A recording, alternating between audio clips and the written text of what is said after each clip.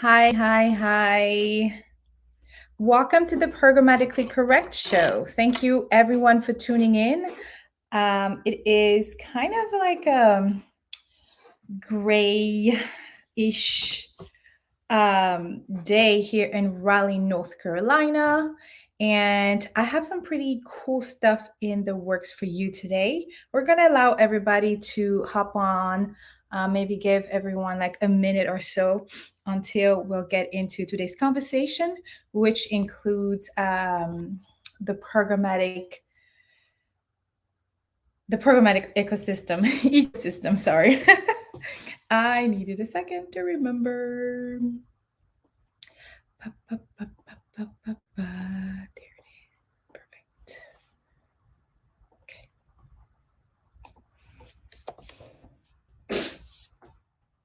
Welcome, everybody, joining in to the Programmatically Correct. Today, we're talking all things programmatic ecosystem. It is going to be an exciting conversation, and I can't wait to share with you. All right, let's get into today's conversation. Thank you, everybody, for hopping in. Welcome to the Programmatically Correct, where we demystify the programmatic media world, the programmatic media industry for busy digital marketers. In today's conversation, we're going to talk about programmatic ecosystem. If you are joining in, thank you. Welcome to Instagram. Welcome to YouTube, LinkedIn, and Facebook Live. We do have a short couple slides to share. So if you're on Instagram, I apologize. You won't be able to see it yet, but feel free to hop onto our YouTube channels, and then you'll be able to see it there live.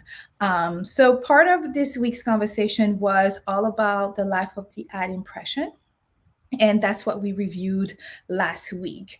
And this week we're going to review the programmatic ecosystem from a different angle. So we're going to dive a little bit deeper into the different key players that are involved during that impression buy, and then we'll review each and every single one of them and their roles. So it's very interesting to understand. Like I said, the live of an ad impression was more giving you the perspective from a consumer. Once you log into the website, what happens when you see that ad and you're reading an article?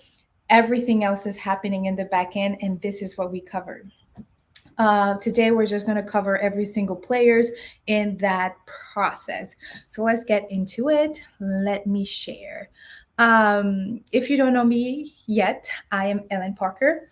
I am the host of the Programmatic Digest podcast, and I'm also the the CEO of Helen Parker Consulting, where we offer programmatic media training for your team or individuals.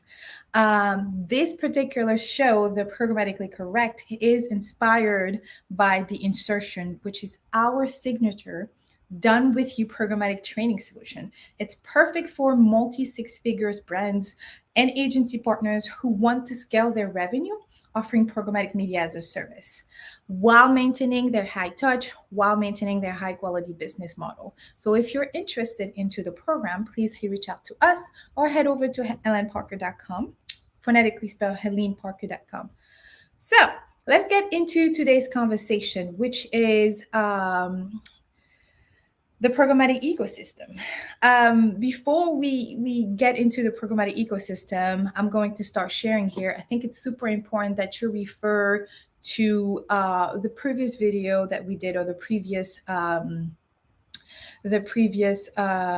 recordings that we did last week. So as you can see, it's on our Programmatic Digest podcast YouTube, and the video is called The Life of an Ad Impressions. And just to give you a quick visual, as you can see on YouTube, apologize again, Instagram, we're just giving a quick picture of what the life of an ad impression looks like. Now, before we talk about anybody or the programmatic ecosystem, I think it's super important to mention the Loom Escape. The Loom Escape, here's a fun fact. The Loom Escape is this really intense chart where you can find literally where everybody is fitting on in the ecosystem. So this guy named Terry Kawaja created the Loom Escape in 2010 as a way to visualize how fragmented the world of digital advertising fits all together. And part of the Loom Escape visually, it's given us a visual um, of everybody and anyone. So if you're interested into seeing the Loom Escape, it's really easy. Just type either Terry Kawaja or display Loom Escape and you'll be able to find it. Trust me, that's the only one out there. I'm pretty sure it's updated very often throughout the year or maybe every so many years. I'm not sure. But the Loom Escape is really intense. So, in order to help you today with the Loom Escape, we're going to talk about the ecosystem. So, let's dive right into what we call the programmatic ecosystem. The programmatic ecosystem uses like various technology, platform, and companies that all play an essential role in the buying and the selling of an ad. So again, I like to refer back to the session we had last week on the life of an ad impression. So we're going to literally review each and every single one of these players. We're gonna Hi Max on Instagram. We're gonna go ahead and review each and every one of those players. So why is this information needed? It's because whenever you work with a programmatic media partner, it's super important that you understand their role as an industry and their role for you, the benefit that they'll bring to you. So the first thing we want to talk about specifically is platforms like DSPs and SSPs. So a DSP stands for demand side platform. It's basically the technology platform that enables brands and agency to identify available ad inventory and buy it through automation. So think if you are buying stocks and you're trading stocks, you might be using a Fidelity, Elvest, or another platform in order to buy that stock. That's what a DSP is all about. The DSP just allows the buyer, again, that can represent a buyer is somebody that can represent the brand or work on behalf of an agency. We use the DSP to do things like setting up, optimizing, reporting on those programmatic campaigns. So the DSP really allows the buyer to perform the buy as strategically as possible, giving the buyer access to different sources, including different SSPs or different data, such as the first and third party data or more. So the second player we're going to talk about is the supply side platform, which we also refer as SSPs. The SSPs is a technology or platform that enables publishers to offer their inventory and help maximize how much their inventory can sell for. So we just talked about a DSP that represented the buyer. Now we're talking about the seller, the platform that represents the seller. So an SSP allows and enables those publishers, again, a website or an app, to sell their inventory to whoever wants to buy it. So the seller has the capability to set floor price into the open exchange and package more exclusive inventory bundles, which we refer to in the industry as PMPs or private market deals, private marketplace deals. So there's a lot of terms during these sessions, but I'll try to make it as painless as possible. The reality is that our industry is all about those terms. It's all about the acronyms. Once you start working in the day-to-day, you'll understand a little bit more and you might not feel as lost as you may feel since I'm throwing a lot of terms at you. But again, this video might be a little bit more digestible via YouTube or even LinkedIn and Facebook Live, since I'm sharing little snippets on the side to give you another visual. So the SSP represent the seller and the DSP represent the buyer. So who is connecting both? We call them ad exchanges. The ad exchange, connect DSPs and SSPs and manage the auctioning and the bidding process. So remember, during the life of an ad impression, in the previous video, we went ahead and showed you what happened whenever an ad was served on the website that you might be reading or visiting. And it took less than 100 milliseconds for the ad to serve, but there's a lot of things happening in the back end. So the ad exchange is one of those many players that are so important for this process. This is so important. They plays a really important role in our ecosystem because it connects both. So we at Ellen Parker Consulting, we like to refer to ad exchanges as a tunnel or a bridge joining both sell side and buy side. So we have two more really important players. There's a lot more happening, but I wanted to really identify those top five. So the next one would be the ad server. The ad server is the technology placing the winning bid in the corresponding page. So the ad server is actually the machine doing the placement of the ad. It is also responsible for storing or uploading creative and ads and banner ads on a specific website, again, or on apps.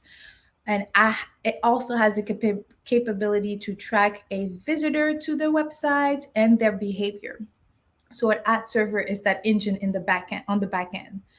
The last player that we want to talk about today is a data provider. We honestly did a lot of research when it comes to the ecosystem because we wanted to make sure that overall in the industry we define things close to the same, and we are. And I wanted to also point out the fact that we came across this website called PMG, which is, again, if you are showing, if you are in, I'm sorry, if you are here on YouTube, you can see what I'm sharing on my screen. But PMG is a marketing and advertising agency, I believe, a digital agency, and they really explained it from a different way. And this view is also a different view of the programmatic ecosystem. It goes from advertisers to publishers. And during our life with a life of an ad impression, we went from publisher, the consumer viewing a publisher site, into the advertiser. So PMG is giving us the other visual here. So I strongly recommend that you check out that article. And if you don't know where, I wrote a recap of this session, and it's available in my LinkedIn as an article. Or again, you can refer to YouTube live because you'll be able to see whatever I'm sharing at the moment. So back to it. So you go from advertiser to an ad server into a DSP. So over here, an ad server and DSP could almost be at the same time. Just remember that the ad server is just the warehouse, like the storage warehouse that you need in order to track certain data point, and the DSP does the buy. And then you go into ad exchanges, and then the ad exchanges, as I mentioned, is that bridge between DSP, which represent the buy side, and the sell side, SSP.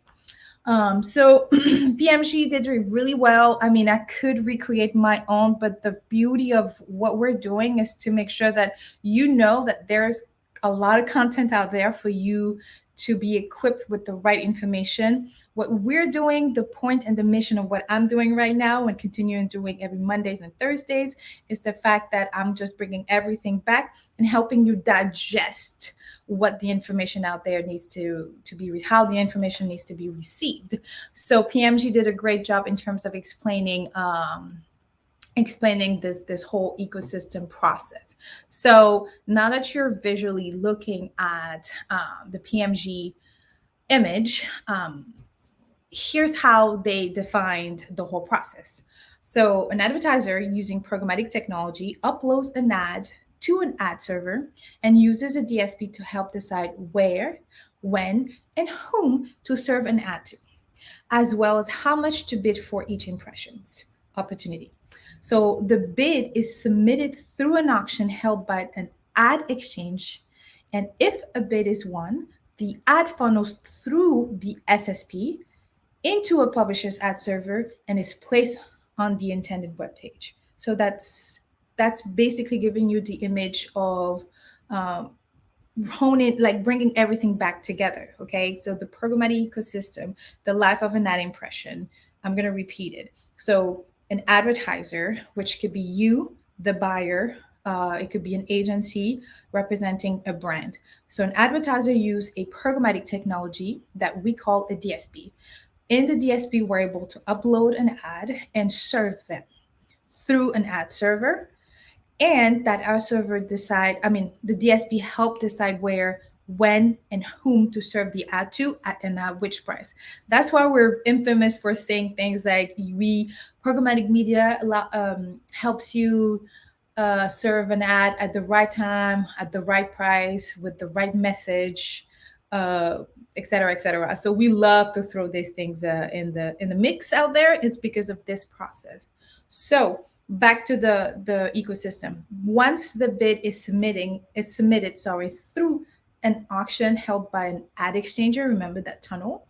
That bid is won. If the bid is won, the ad funnels through. The ad goes through that tunnel through the SSP into a publisher ad server and is placed into the intended web page. So again, each buy side and DSP and SSP have ad servers to help them track to and store some of that data. But the DSP allows the buy, the SSP on the other end allows the sell of that inventory, and the ad exchanges brings it all together. And on each extremities, you have an advertiser, which is a brand, which is you, a business owner that is trying to find a business, that or a digital agency trying to a digital agency trying to represent a brand. And then the publisher on the other side is simply just the person, I mean, a website, a network or of website, or even apps, like different mobile apps. One thing I do want to mention is that in this process, data providers are super, super important and are part of this ecosystem. And so the way, and I love how PMG defined it. They said data providers enhance the ecosystem by offering additional pieces of information to better inform each transaction. Things like the context or the topic of the page where the ad would serve, pre-built third-party audiences, lookalike audiences building, hyper-local targeting, fraud detection and prevention, and first-party data onboarding. That's what data providers are here for. So in this whole mix, remember that we are able to control the level of the targetability of the audience that we want to reach. So this is what we wanted to cover today in terms of the programmatic ecosystem. It's a lot. Again, if you're interested into working into an industry or offering programmatic media as a service, it's super important that you get familiar with these acronyms. You know, DSPs.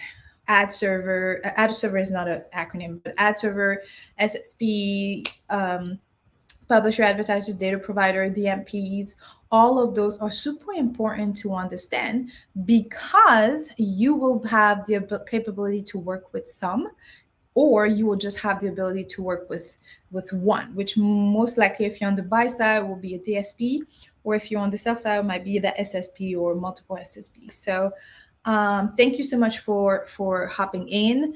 Again, you've just tuned in to Programmatically Correct, where we help demystify the programmatic industry for the very busy digital marketer.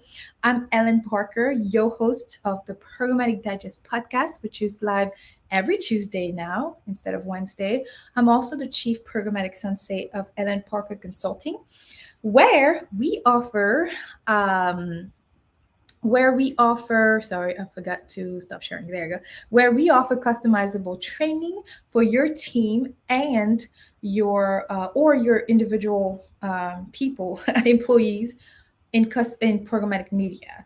So we have a range of offerings where we can do one-on-one coaching, or we can come in and do workshop for your teams. It can be virtual or in person. So if you're interested in taking this type of training to the next level and making it more applicable, because in addition to what I can offer in terms of free content, I'll help you not only transform but apply the learnings, and I will be there all the way through until you are ready, or even so I will still be there helping from a consulting standpoint. So we really want to preface that we help you go through all of it. So it's really fun industry to work in. It represents over 85% of the digital marketing digital advertising budget. So there is opportunity to scale in this industry when done really well. We have a lot of great partners out there, a lot of great DSPs, SSPs you can work with. In my experience is on the buy side. That's how I can help agencies and individual really implement some QA process to help you really get to that level and make things and help you get efficient and effective. So thank you so much for joining in. I would love to hear any feedbacks. I don't see any comments at the moment. Comments are coming after the live. But thank you so much for hopping in. And then I wish you have a wonderful Thursday. And actually, before I leave, I always like to leave with a word of wisdom. And this week it would be to move your body. Move your body, stay active. You have no idea whenever you start not sweating, but if you're healthy enough to move, I encourage you to move your body on a daily basis, even if it's just walking to the dog, walking out. If you're just a stepper, there's this great guy on YouTube. I think it's like Get Fit with Rick, and he does like steps. That's so much fun. So I like to take breaks during the day, like it's literally 10-15 minutes break during the day, and go get fit, like go get active. So my word of wisdom this week for you is to get active, to move your body, whatever that represent. If it's just like dance party with your toddler, if it's just your HIIT workout in the morning, if it's just soul cycling at night, whatever you decide, make sure you take care of yourself physically and that you move. Because now that we work from home, or some of you are back in office, you're spending a lot of time on your bums. And even if you're walking, you still need to make sure that you're moving. So I encourage you to move. I encourage you to keep learning. I also encourage you to stay curious and ask the right question and speak up for yourself. So thank you so much for hopping in. And then we'll see you Monday on the next one. Bye, everybody.